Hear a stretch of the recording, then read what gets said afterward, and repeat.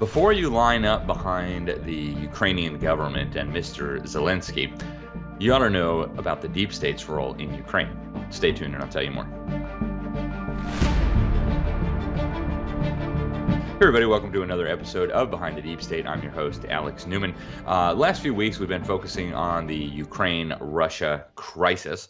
Last week, we made a lot of people mad by exposing Russian strongman Putin as a gangster, as a close ally of the deep state, who is following to a T globalist New World Order freak Henry Kissinger's strategy for a world order. That is, dividing the world up into regional orders and then merging them all into a one world order. And we also talked the week before that about how the deep state has been planning a convergence between the Eastern world and the Western world. And the week before that, we warned that Putin and company were very likely to start a war because war is such a useful tool for the deep state in terms of advancing their globalist agenda. And today, as promised, we are going to focus in on Ukraine. Now, I want to start off by saying that Zelensky, first of all, is not a freedom fighter. He's not a patriot. He's not a libertarian or liberty-minded fighter for his country's sovereignty. In fact, he is a pro-abortion, anti-gun fanatic. He's a globalist, and now he's suddenly supposed to be our new hero because he's a hero of the same people who just spent 2 years lying to us about COVID and crushing individual freedom all around the world. Sorry, but I'm not convinced. The same people that just lied to me for 2 years are not going to tell me who is a hero and who I should be lining up behind. And there's more, right? Anybody who thinks the deep state cares about Ukraine and Ukrainian lives is kidding themselves, right? I'll take that seriously when the New York Slimes comes out and apologizes for Walter Duranty, their fake news reporter and communist propagandist who relentlessly parroted Joseph Stalin's propaganda about Ukraine as he was slaughtering them. He murdered about 10 million Ukrainians. He starved them to death with the deliberate assistance of the New York Times. And of course, the New York Times won a Pulitzer Prize for it. So when the New York Times apologizes, when they give back the Pulitzer Prize, when Walter Duranty is officially condemned as a lying, disgusting propagandist who helped slaughter 10 million Ukrainians, maybe I'll take seriously the media's alleged concern about Ukrainian lives. Folks, that was a genocide, and we should be talking about it. Also, these same people in Congress and around all over the world who suddenly have discovered that they're so passionate about the integrity of borders and national sovereignty. These are the same people who spent the last year keeping our southern border wide open, allowing anybody to cross it, who've been dismantling American sovereignty for generations. Sorry, folks, but these people don't care about borders. They don't care about sovereignty. So that is not the real agenda. I was in Ukraine just a couple of years ago. And it's a beautiful place. It's an interesting place. The poverty is unimaginable. I've been to many of the toughest slums in the world, in Africa and Latin America, and I'll tell you, going to Ukraine was eye-opening. I mean, you go to some of these villages, and it's like you're going back in time hundreds of years. I mean, they don't have cars. They ride around on donkeys with little carts, and they're farming with like hand implements. You're like, was this real? And it is. It is real. They spent generations under the crushing boot of totalitarian communism. And unfortunately, the vestiges of that have never really been removed. Now, some good things have happened, right? And we'll talk about those. Even during the Western-backed coup that took place there, some good things happened. Statues of Lenin came down, and who could be against bringing down statues of Lenin? But I want to make clear that the current Ukrainian regime is basically a puppet of the same dishonest and corrupt U.S. government that is right now waging war against our own country. The same government that is locking up our energy supplies so that we have to buy oil from the Russians, the Venezuelans, take your pick. And of course, the current Ukrainian government is a puppet of various connected deep state billionaire so-called oligarchs, mostly former communists from the Ukrainian communist period. Folks, we're being deceived on a massive, massive level. And if you don't believe me that the current Ukrainian government is just a puppet of the disgusting deep state toadies running our government, let me show you some evidence. I want to show you this video of Joe Biden bragging while he was vice president about how he was able to get Ukraine's top prosecutor, Viktor Shokin, fired. He's bragging at the Council on Foreign Relations. These things are normally not for public consumption. He's bragging to his fellow deep state globalists. But check this out. So I got Ukraine, and I remember going over convincing our team, or others, to convincing us that we should be providing for loan guarantees. And I went over, I guess, the 12th, 13th time to Kyiv, and I was supposed to announce that there was another $1 billion loan guarantee. And I had gotten a commitment from Poroshenko and from Yatsenyuk that they would take action against the state prosecutor, and they didn't. So they said they were walking out to press conference. I said, no, I said, I'm not going to, or we're not going to give you the $1 billion. They said, you have no authority. You're not the president. The president said. I said, call him. I said, I'm telling you, you're not getting the $1 billion. I said, you're not getting the $1 billion. I'm going to be leaving here. And I think it was, 6 hours? I said, I'm leaving in 6 hours. If the prosecutor's not fired, you're not getting the money. Well, son of a bitch. Got fired. And they put in place someone who was solid at the time. Now, remember, Joe Biden is a fervent advocate of the New World Order.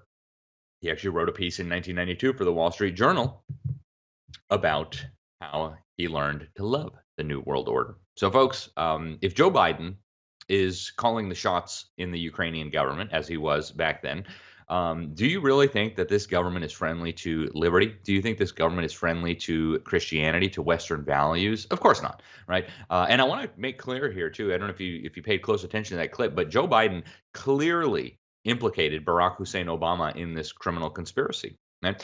He said, oh, you want to talk to the president? Well, call him. Right? So Barack Obama was clearly involved in this conspiracy, too. This wasn't just Joe Biden. And, of course, Joe Biden admitted earlier on in that same little talk at the Council on Foreign Relations that he was working for Richard. Richard, of course, is the president of the Council on Foreign Relations. I probably should introduce myself to people, everybody. My name is Richard Haas, by the way. I work here at the Council on Foreign Relations. And I work for Richard. Now, Trump knew about all this. I want to show you a little clip, and Trump is talking about this while he's sitting right next to Zelensky. Check this out. Because the corruption's massive. Now, when Biden's son walks away with millions of dollars from Ukraine and he knows nothing. Everybody in Washington, D.C. knows that the Ukrainian government is a cesspool of corruption. It is a cesspool of former communists. It is a cesspool of deep state toadies. And nobody should believe for a second that this Ukrainian government is this great heroic defender of freedom and Western values. It's simply not true. Now, Joe Biden's son, Hunter Biden, yes, that crackhead Hunter Biden, who was very involved in selling out America to the communist Chinese. So we know all that. He also was very active in Ukraine. He was actually making lots of money from a company called Burisma Holdings, a Ukrainian gas company owned by an oligarch that we'll talk about in a minute. But this is really critical, folks. The prosecutor that Joe Biden was bragging about getting fired was actually investigating this crooked company, Burisma, that was enriching the Biden crime family.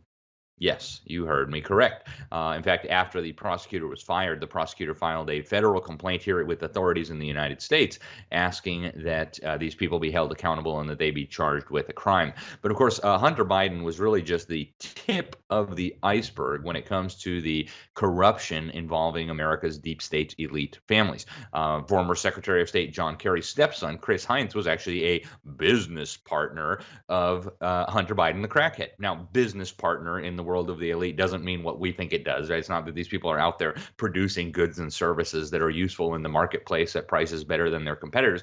These people are crooked, corrupt, influence peddling deep state toadies. So they enrich themselves, they sell out their country, and they help build up the New World Order. So that's what's going on here, folks. And we have so much evidence about this. And actually, right after Trump won the election, I don't think the deep state was expecting that, John Kerry, who was running the U.S. State Department at the time, announced that it was looking for a contractor to, and I'm quoting here, build a network of civic activists throughout Ukraine.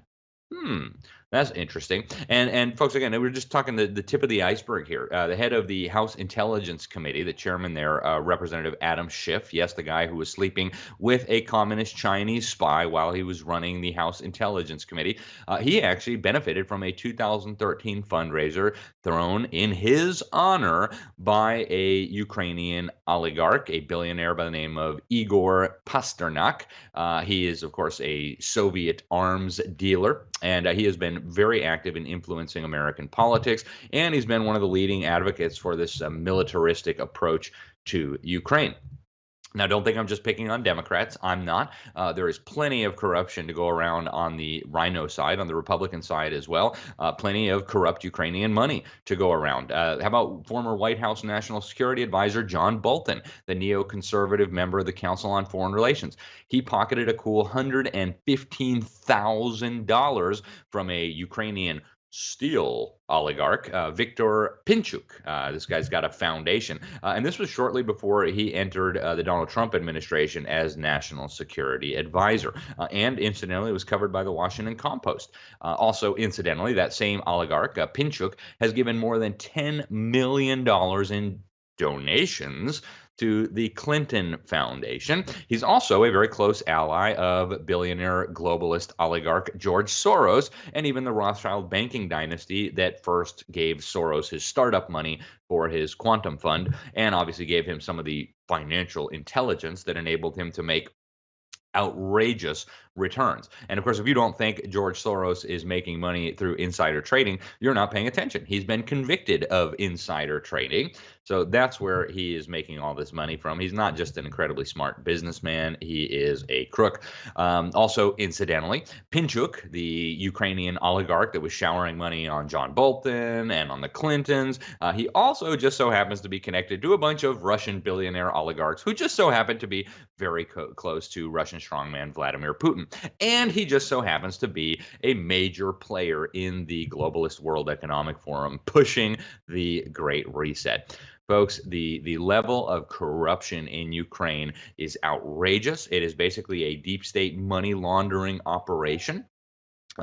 Impoverishing the people of Ukraine and looting them for the purpose of benefiting the elites and showering money on their cronies.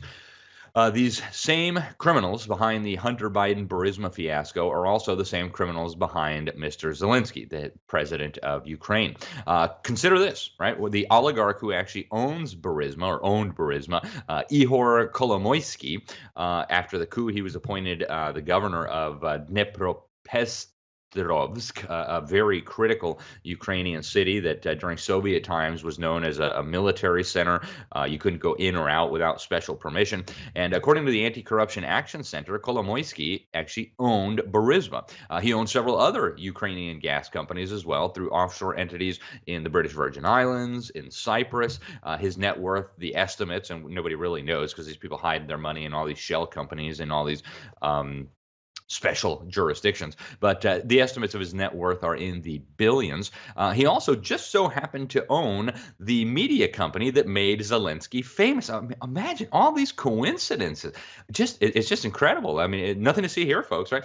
So he owned this media company that made Zelensky famous. One of the shows that ran on his propaganda station actually featured Zelensky as a president, right? As the president of Ukraine. It was called Servant of the People. And in this TV show, Zelensky, the actor, was a teacher, and he didn't want to be a politician, but he went on this rant against the oligarchs. Isn't that funny that his show was financed and run by the oligarchs? But he went on this rant against the oligarchs, and then he ended up being president, and he appointed a bunch of his buddies as senior ministers. And of course, that is exactly what happened just a few years later. Now, this oligarch, the owner of Burisma, also provided campaign cash, special cars, security, and much more, lots of propaganda for Zelensky.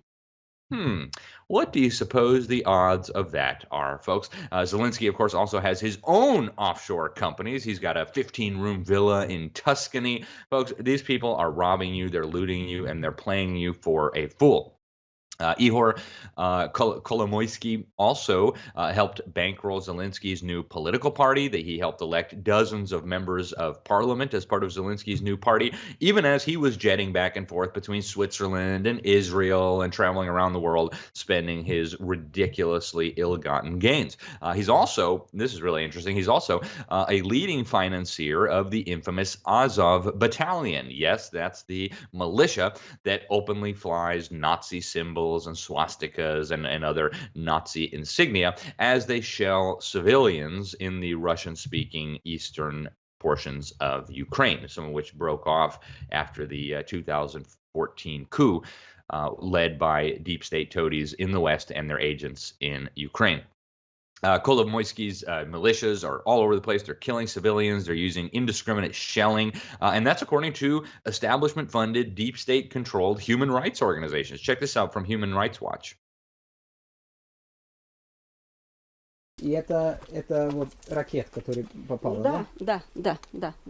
The fighting between insurgent and Ukrainian government forces in eastern Ukraine is taking an increasing toll on civilians.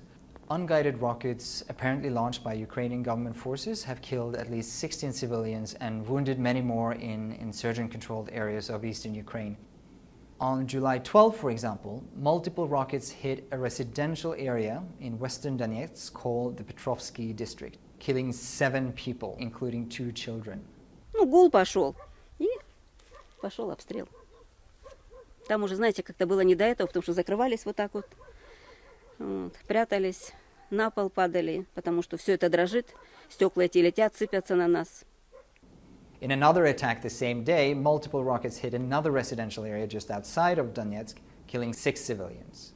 Human Rights Watch investigated the weapon remnants that we found at the attack sites, and we were able to identify the rockets as grads. These rockets are 3 meters long and can usually hit up to 20 kilometers away. Okay, and Amnesty International has also spoken out about these militias. They're being funded, like I said, by Kolomoisky, the same guy that owned Burisma, the same guy that was bankrolling Hunter Biden, the crackhead, the same guy that was bankrolling Zelensky to take over Ukraine. Folks, if you think these things are all coincidences, I'm sorry, but you need to check yourself. All right, so we got much more. Kolomoisky also finances something called the Idar Battalion, another one of these militias that is completely out of control, running around Ukraine, and of course killing civilians. And that's not to say that the separatists in eastern Ukraine are all great. I mean, of course, they're backed by Putin, who we exposed last week, and a lot of people got mad at us for exposing Putin. Well, they all need to be exposed, and you deserve to know the truth. Okay, stop believing the narrative. You don't have to line up behind Putin or Zelensky to be a decent human being. We could just say, hey, they're both corrupt. They're both doing bad things. Why does the choice always have to be made for us by the deep state, right? You could choose, pick your poison, but what about the option of just not having poison? Now, we do have text messages that came off of Hunter Biden's laptop, yes, the crackhead, showing that he was asking Haley Biden, his brother's widow, and of course his mistress, and a really weird family, it's like a Jerry Springer show, if he believed that these so-called children burned alive in Donetsk were related to him. And of course they were, right? The militias that were burning these children alive in Donetsk were funded by the Ukrainian oligarch Kolomoisky, who was funding Hunter Biden and who was funding Zelensky.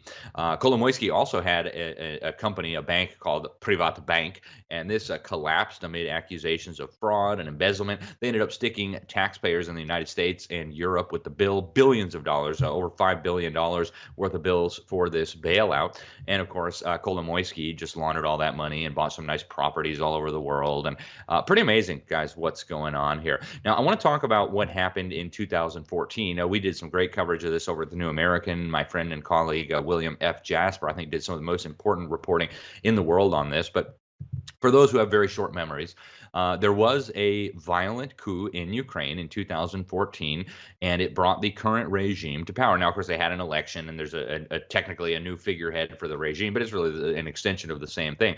This was called the Euromaidan revolution. It was a color revolution helped along by the Central Intelligence Agency, by George Soros, and by other evil power players. In fact, the head of Stratfor, known as the private CIA, it's a private intelligence company, said that this thing in Ukraine was the most blatant coup in history. Okay, we have a leaked call from Obama's Assistant Secretary of State, Victoria Nuland, who, by the way, is still involved in stirring the pot in Ukraine, and the Obama administration's ambassador to Ukraine, Jeffrey Pyatt.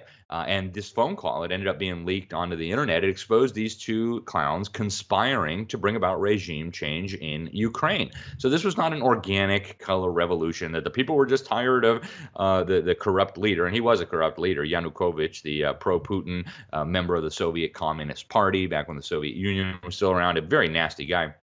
But this wasn't just a spontaneous uprising of Ukrainians who wanted freedom. There was much, much more going on. Now, as I mentioned, there were some positive developments that came out of this. Lenin statues across big parts of Ukraine were torn down. And hey, as long as we're going to be tearing down statues, we might as well tear down statues of mass murdering monsters like Lenin. And in their place, crosses were going up. So that was nice. But again, if you look at what was going on behind the scenes, you will see that not a whole lot changed, except just some new deep state players got in with the old deep state players, and many of the power players in Ukraine prior to the revolution ended up remaining in power after the revolution. The New York Times put it this way on February 24th. They said, Ukrainian protesters see too many familiar faces in parliament after revolution. And of course, that's because it's true. There were many, and there still are many familiar faces in power in Ukraine. Many of these oligarchs are actually just former communist bigwigs from the Soviet times. And this is just exactly what Anatoly Golitsyn warned us of, right? The most important defector from the KGB to the Western world. He warned that there was going to be a phony collapse of communism, that the communists would remain in charge. They might not call themselves communists anymore. They might call themselves businessmen. They might form new political parties. But that's exactly what happened in Ukraine. It's exactly what happened in Russia. And this is exactly what we saw even after the revolution, right? The same criminals ended up in charge. Now, ask yourself, folks, after Nazi Germany fell, we put all the Nazis on trial, and we hanged many of them for their monstrous crimes, for running these camps, for executing huge numbers of people. Why, when the collapse of the Soviet Union happened, did not any of these butchers, these monsters, these torturers get put on trial? Why didn't the concentration camp guards who slaughtered millions of people go on trial? Why were they not punished? Well, because it was a fraud from the beginning. Go back and watch our other videos on this. Now, I want to talk about the role of George Soros, which was hugely significant. Now, Soros was a former director and a major financier of the deep state organization Council on Foreign Relations. It's basically deep state headquarters in America. And Soros poured tens of millions of dollars into Ukraine to make all this happen. He's got a group called the International Renaissance Foundation that boasts on its website that it was the single largest donor organization in Ukraine. Okay, over the decades running up to the coup, Soros pumped over $100 million US dollars of his own money into Ukraine. And by his own money, I mean the money he looted from humanity with insider trading and things like that. And so with that 100 million, he was also able to attract a lot of taxpayer funding from the EU, from the US government. So that was multiplied by a factor of many. And during that time, a bunch of Soros puppets were installed into power. And one of the goals, and Soros's organizations were pretty open about this, was to promote integration of Ukraine with the European Union. At the time of the revolution, back in 2014, the U.S. State Department commissioned a poll, and they found that only about a third of Ukrainians wanted to be merged into this monstrosity called the European Union, what Mikhail Gorbachev very properly called the new European Soviet. And yet Soros and the deep state toadies in the U.S. State Department and at the CIA were really excited. We got to merge Ukraine into the EU. We can't have a sovereign, independent nation that's not part of one of these regional blocs. And so that's what happened. Now, another major player in the coup that took place in Ukraine was the National Endowment for Democracy. This is a CIA offshoot. It was founded in the early 1990s, supposedly to advance democracy promotion. And now, very conveniently, they've deleted all the records of the projects they were funding in Ukraine. I wonder why they would do that. Very interesting. Turns out that they awarded huge numbers of grants. If you had looked in February of 2022, you would have found that the National Endowment for Democracy, again, basically a CIA front group, had poured something like $22.3 $394 million into Ukraine in the form of 334 different grants and awards that it gave to organizations, entities, and individuals in Ukraine. Folks, this was not a spontaneous uprising of Ukrainians who were just tired of tyranny. This was an engineered color revolution, very much like we saw on U.S. soil during the 2020 election, folks. And, you know, I'm not picking on any particular party because most of it happened during the Obama administration, but there are plenty of rhinos and Republicans involved in this as well. I want to show you a video of two of the worst neocon rhino globalists in Congress over in Ukraine pushing for war before Trump was even inaugurated. Check this out. All of us will go back to Washington and we will push the case against Russia. Ми всі повернемося до Вашингтону і ми будемо відстоювати санкції проти Росії. Enough of a Russian aggression. Досить вже російської агресії. It is time for them to pay a heavier price. Час вже щоб вони заплатили важчу ціну. Our fight is not with the Russian people but with Putin. Ми боремося не з російським народом, але з Путіним. Our promise to you is to take your cause to Washington. Наша обіцянка це те, що ми вашу боротьбу доведемо до Вашингтона. Inform the American people of your bravery. Проінформуємо американський народ про вашу відважність. And make the case against Putin to the world. І покажемо про докази проти Путіна усьому світу. I believe you will win. I am convinced you will win, and we will do everything we can to provide you with what you need to win. Я вірю в те, що ви виграєте, переможете. Я переконаний в тому, що ви переможете, і ми вам допоможемо всіма можливими засобами. And we have succeeded not because of equipment, but because of your courage. Ви успішні не через обладнання, але через вашу відважність.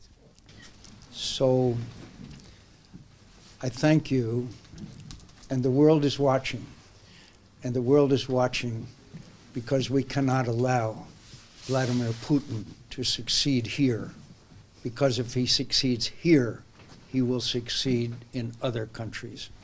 Я вам дуже дякую. І весь There you go, folks, right? The neocon, warmongering, establishment, rhino, totalitarian, deep state toadies were already advocating for war long before actual war broke out. Now, don't think Zelensky's not involved in this. Here's his biography on the World Economic Forum website. Isn't it interesting how all these global leaders are all involved with this disgusting freak show that is the World Economic Forum? These people pushing the Great Reset and the Fourth Industrial Revolution, and you will own nothing and you'll be happy, right? How can it be? What are the odds of that, right? Klaus Schwab bragging about how he penetrated every government in the world practically. Now, Zelensky also has made some interesting revelations on his own Twitter account, right? Check out this tweet where he's bragging that he admires Justin Trudeau, the totalitarian wannabe dictator of Canada. I mean, really? That really didn't age well, did it? Now, Trudeau, a raging totalitarian. He's also another World Economic Forum lackey, another one of these young global leaders. He says that of all the governments in the world, he most admires the mass murdering dictatorship in communist China because they can make a decree and there will be investments in solar panels. Yeah, seriously. All right, guys. Now, I want to point out also, Zelensky is not some kind of Christian conservative. He's not a freedom fighter. Here's a video of him dressing in high heels, dancing around in tight leather clothes, a big-time LGBT activist. As I mentioned, he is a major supporter of abortion. Here is a video that is so perverted, we can't even explain to you what's going on here, but you can probably see it. And, if there was any doubt in your mind about whether Zelensky was a good guy or not, I want to show you this clip of Zelensky getting a standing ovation from Congress. Watch this.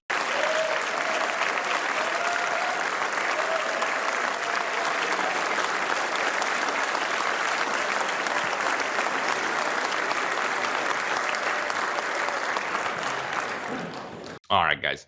This is the same Congress that has made Americans in debt $30 trillion. This is the same Congress that continues to steal our tax money to fund the murder of unborn babies. This is the same Congress that is openly destroying our country, that's got the border wide open, that is bankrupting this nation. Those are the guys who love Zelensky. So, folks, I think it is very clear at this point that these people do not have your best interests at heart. Zelensky is one of them, not one of us. Then, of course, there's those bio-weapon labs that everybody's talking about. Of course, these were originally built by the Soviets. And again, Hunter Biden pops up, right? Hunter Biden's company, Rosemont Seneca, actually invested in Meta Biota, which is one of the companies that got all these contracts from the entities involved in these bio labs in Ukraine. Of course, we have Victoria Nuland, the same lady who helped overthrow the previous government, now saying that if there is a bio warfare attack, it'll definitely be a Russian false flag. Check out this video. If there's a biological or chemical weapon incident or attack inside of Ukraine, is there any doubt in your mind that 100% it would be the Russians that would be behind it? There is no doubt in my mind, Senator, and it is classic Russian technique to blame on the other guy what they're planning to do themselves.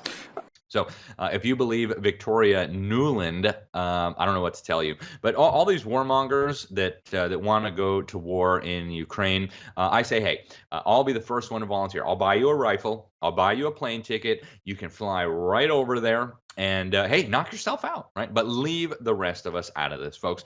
In conclusion, I don't really know that there is a good conclusion to this. I just think you need to know all the facts to be able to come to sensible conclusions. But my conclusion is we don't need to line up behind either Zelensky or Putin, right? Neither of them is worthy of our support. Neither of them are God-fearing, liberty-supporting, pro-America, pro-liberty individuals. And as far as I'm concerned, they're both working to destroy liberty.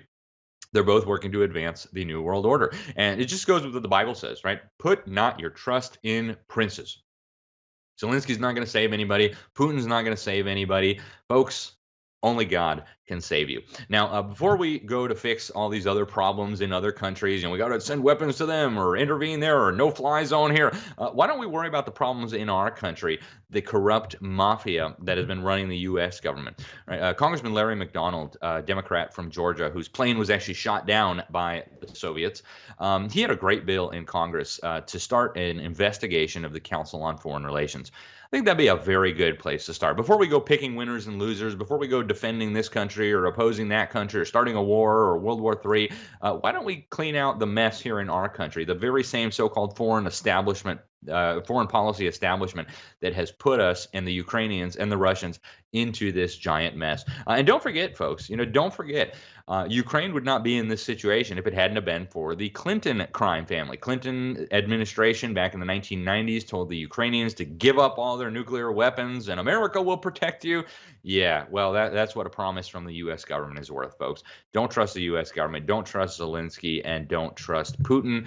They're all out to get you. None of them are looking out for your best interest. And I hate to break it to you, folks, if you're one of those ones that lined up behind Zelensky or one of those folks that lined up behind Putin, I give you these facts because I don't want you to be misinformed. I don't want you to be misguided. It's not an attack on you. I'm just trying to tell you the truth. I'm Alex Newman. This is Behind the Deep State. Thank you so much for watching.